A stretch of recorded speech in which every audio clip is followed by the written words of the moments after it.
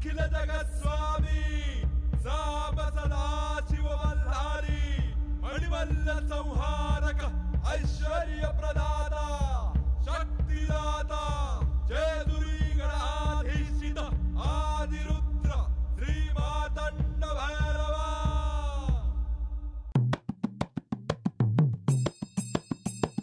जय देव जय देव जय देव जय देव जय देव जय शिव मातंडा।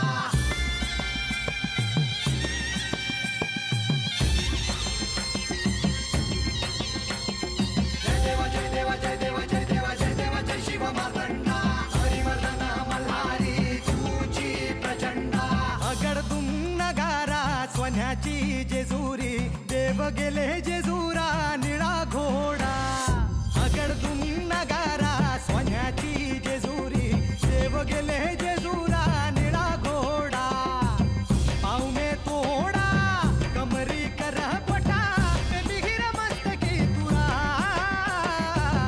खोबऱ्याचा कुटका भंडाऱ्याचा भडका बोल अहंकारा सदानंदाचा येळकोट सदानंदाचा येळकोट।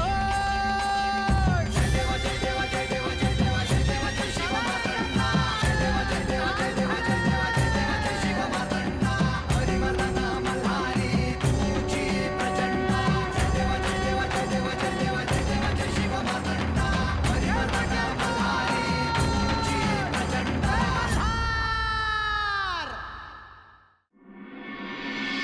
शरभानन अत्यंत आत्मविश्वासाने शिष्टाई करण्यासाठी येतो आहे। त्याच्याकडे बघून असे वाटते आहे की हे युद्ध आहे तिथेच थांबून जाईल। पण का? ज्या दैत्यांनी अपरिमित हानी केली, मनुष्य आणि प्राणी मात्रांचा छळ केला, यांच्यासोबत बोलणे देखील का? त्यांच्याशी शिष्टाई करावी एवढी त्यांची योग्यताच नव्हती। उलट तात्काळ युद्धाची घोषणा करून त्यांना तात्काळ यमसदनी पाठवावे हेच योग्य होते। चर्चा कुणाशी होऊ शकते? ज्यांच्याकडे काही नीतिमत्ता आहे। या दैत्यांकडे नीतिमत्ता कसली? ज्यांनी वृद्ध स्त्रिया यांचा आनंदित छळ केला, त्यांच्याकडे का? कशासाठी? मला तर आश्चर्य वाटतं की त्यांच्या शिष्टाईचा स्वीकार देवांनी केलाच कसा आणि आपणही। चुकीला एक संधी देता येते, पण महापापाला तिथल्या तिथे चिरडून टाकायला हवं।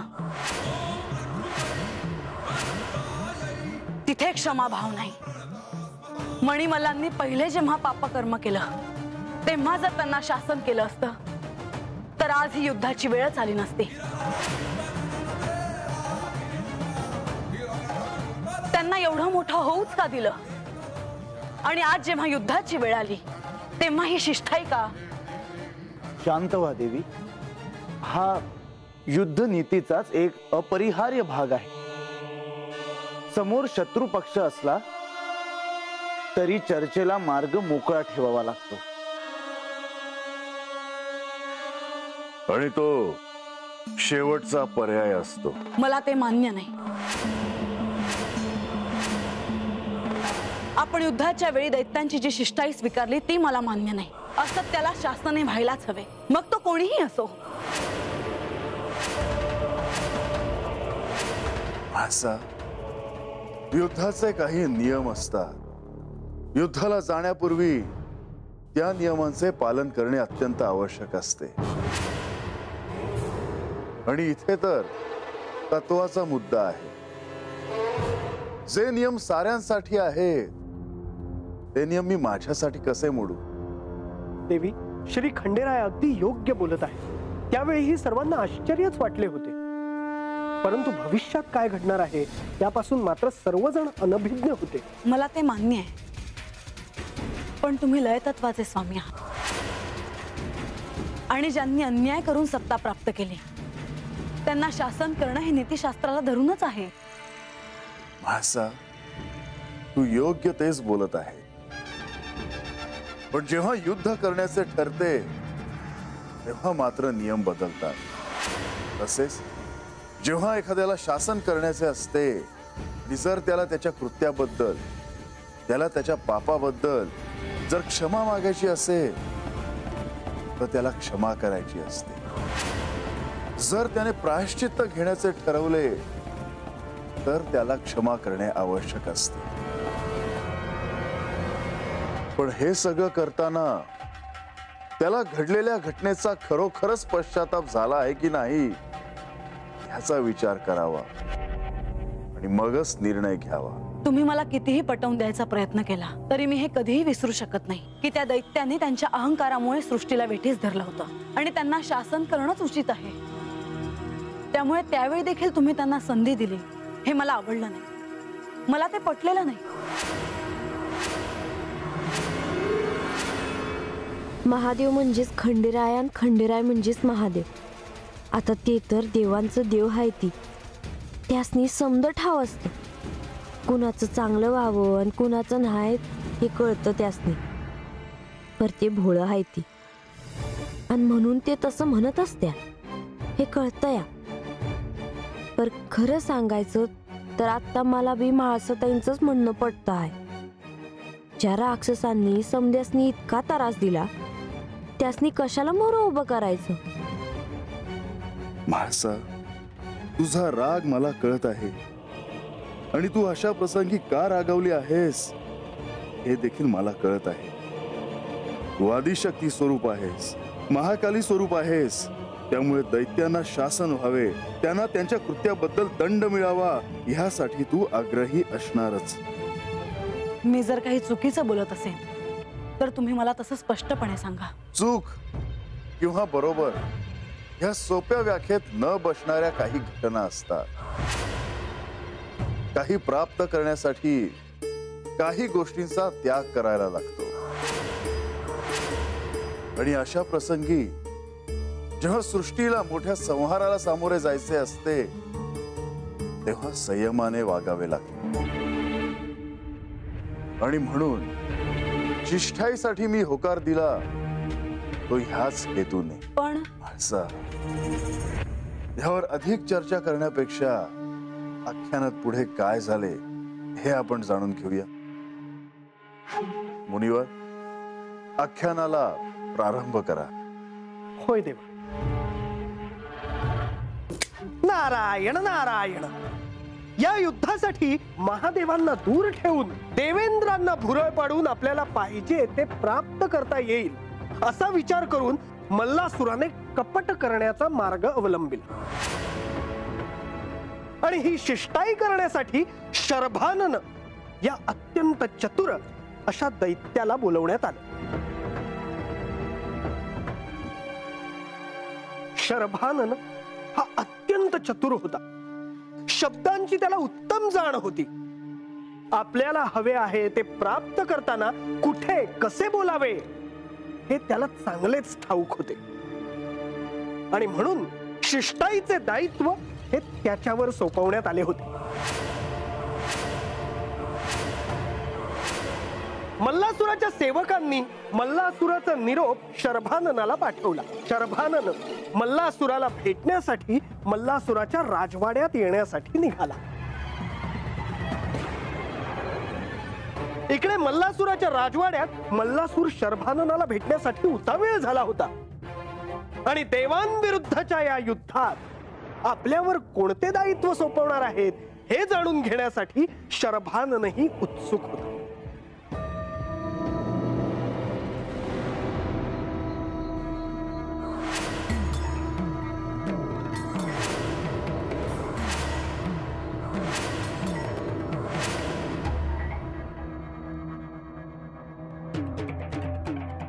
ये शर्भानंद, या मणी आणि मल्लाच्या राजवाड्यात तुझं स्वागत आहे.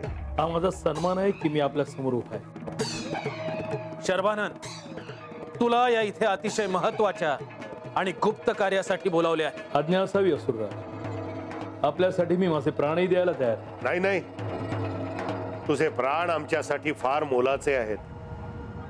निकुम तुला तुझं कार्य समजावून सांगेल. असुरराज यांचे उत्तराधिकारी पराक्रमी निकुंभ आपलं म्हणणं ऐकण्यासाठी मी उत्सुक आहे. शर्भानंद, तुला ठाऊक असेलच की आपल्याकडे पृथ्वी, स्वर्ग पाताळ असे 3 लोक आहेत, पण देवसेना खंडोबारूपी महादेवाच्या नेतृत्वाखाली एकत्र आली आहे.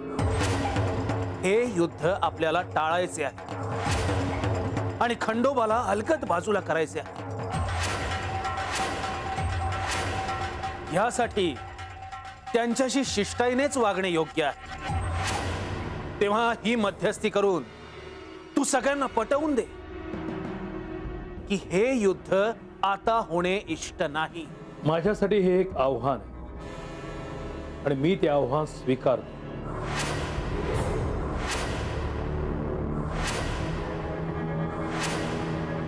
आणि जर का तू ही शिष्टाई यशस्वीरित्या पार पाडलीस तर तुला असा पुरस्कार देईन की तुझ्या पुढच्या अनेक पिढ्या सुखानं जगतील. आपले आशीर्वाद मिळाले मला, आणखीन काय हो. या कार्यासाठी मी आत्ताच प्रस्थान करतो.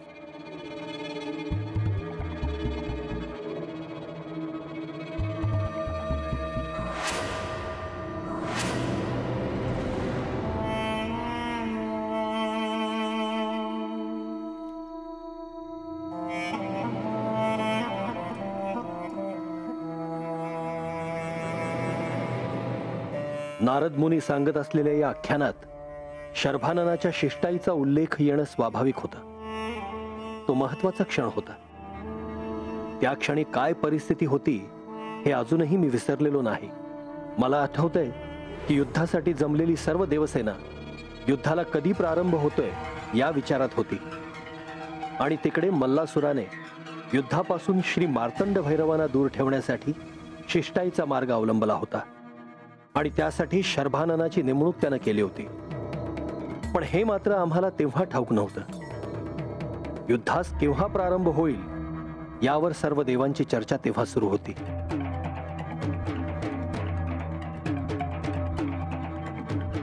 देवेंद्र, आता तुम्हाला काळजी करण्याचे काय कारण आहे?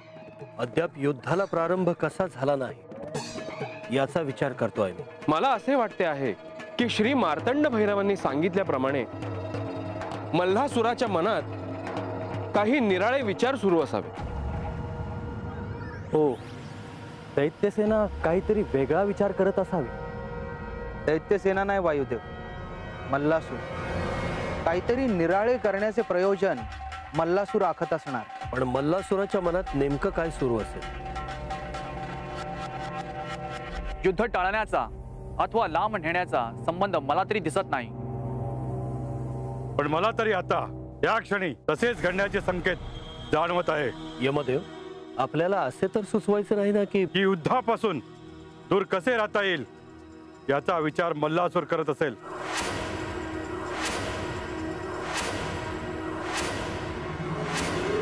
म्हणजे देवांचा विजय सहज शक्य दिसतोय. ते मात्र मी कसे सांगणार. जोपर्यंत मल्लासूर काय निर्णय घेत आहे हे आपल्याला कळत नाही तोपर्यंत आपण काहीच करू शकत नाही. हो, हेही खरेच. प्रणाम देव इंद्र. बोल. आपणाकरिता एक निरोप घेऊन आलो आहे. कोणता निरोप? दैत्यसेनाकडून एक दैत्य आपल्याला भेटायला आला आहे. दैत्यराज मल्लासुराने त्याला आपली भेट घेण्यासाठी धाडली आहे. त्याला इथे पाठवून दे.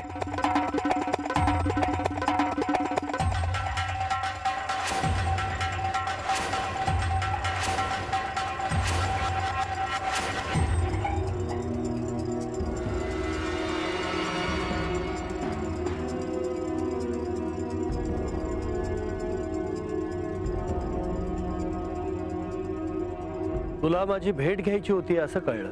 हो, ते का, मी कोण हे सर्व मी आपणास सविस्तर सांगेन.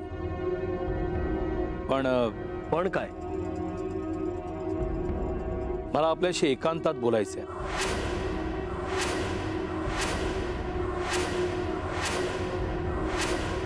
ठीक आहे, आपण शिबिराच्या आतमध्ये बोलू.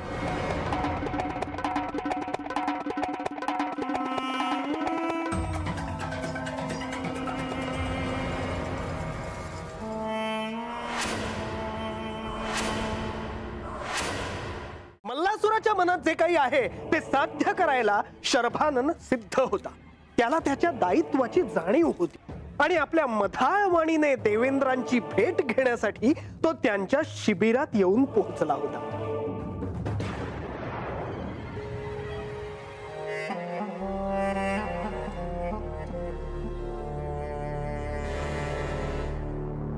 बोला. आपल्याला एकांतात भेटण्याची संधी दिली त्याबद्दल मी आपला ऋणी आहे. पण सगळ्या देवांना सोडून केवळ मलाच भेटावे असे काय विशेष आहे? आपण स्वर्गाधिपती आहात, देवांचे राजे, तेव्हा प्रथम आपणास भेटणेच इष्ट आहे. पण आता त्रिलोकाचे स्वामी तर मणी आणि मल्ला आहे.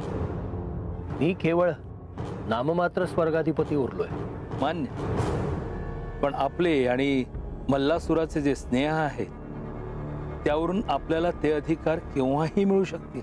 ती केवळ औपचारिकता आहे.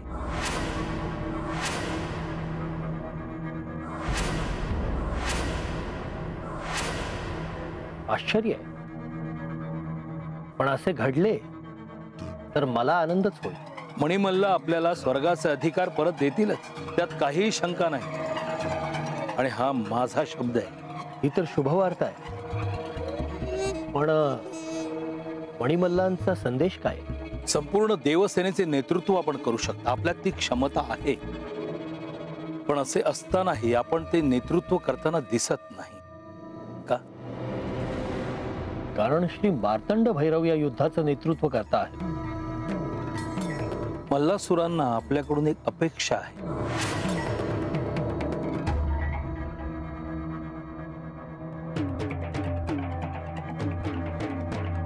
कसली अपेक्षा? काही करून आपण श्री मार्तंड भैरवांना या युद्धापासून दूर ठेवा. पण ते कसं शक्य आहे? आपण देवेंद्र आहात. दैत्यांना आपल्या शक्तीची पूर्ण कल्पना आहे. आपण काहीही साध्य करू शकता. पण मी श्री मार्तंड भैरवांना वचन दिलं की त्यांच्या नेतृत्वाखाली या युद्धात जे दायित्व माझ्यावर सोपवले जाईल ते मी पार पाडेन. पार पाडालच. पण सर्व देवांना विश्वासात घेऊन हे कार्य पार पाडू शकाल. आणि सर्व देवांनी प्रार्थना केली. श्री मार्तंड भैरव कैलासात परतले. मग आपण मिळून सर्व निर्णय घेऊ शकतो आणि यात आपल्या अधिकाराची पूर्ण काळजी घेतली जाईल.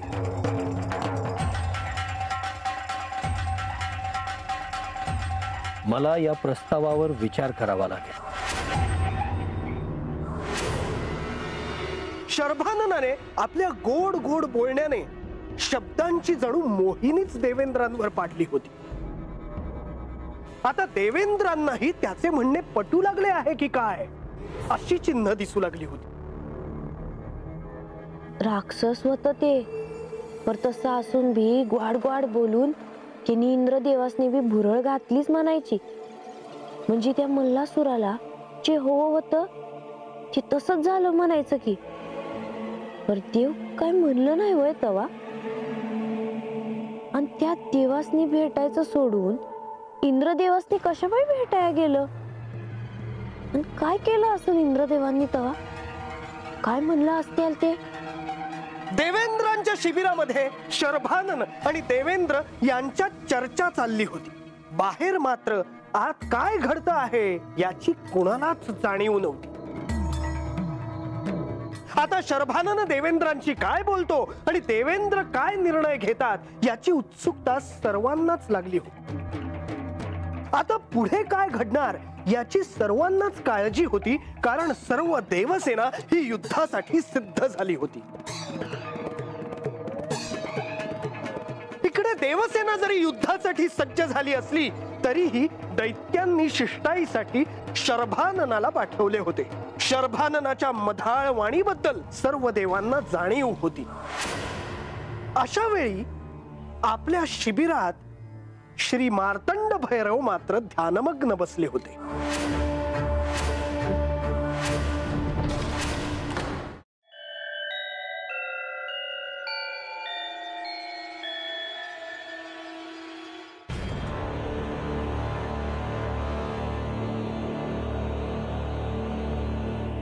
पार्वती,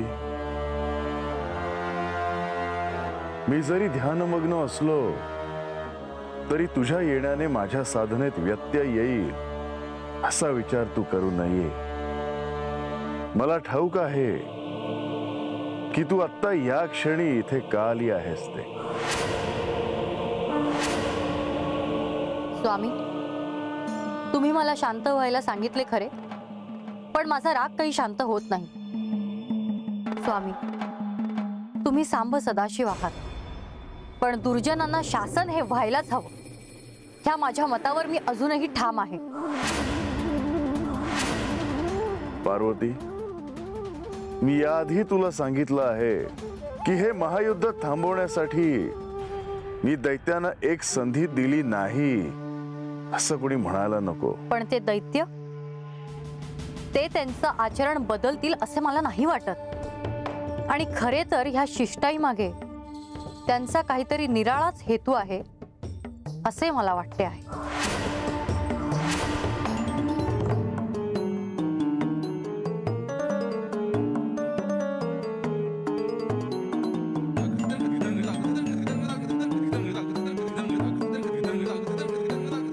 त्यांच्या मनात काय आहे हे आता त्यांचा प्रतिनिधीच सांगेल. पण तो तर देवेंद्रांच्या शिबिरात असल्याचे कळले. होय, मला ठाऊक आहे. आणि इंद्रदेव त्याला घेऊन इथे येतच असतील. आता दैत्यांच्या मनात काय आहे हे ऐकायला मी देखील उत्सुक आहे.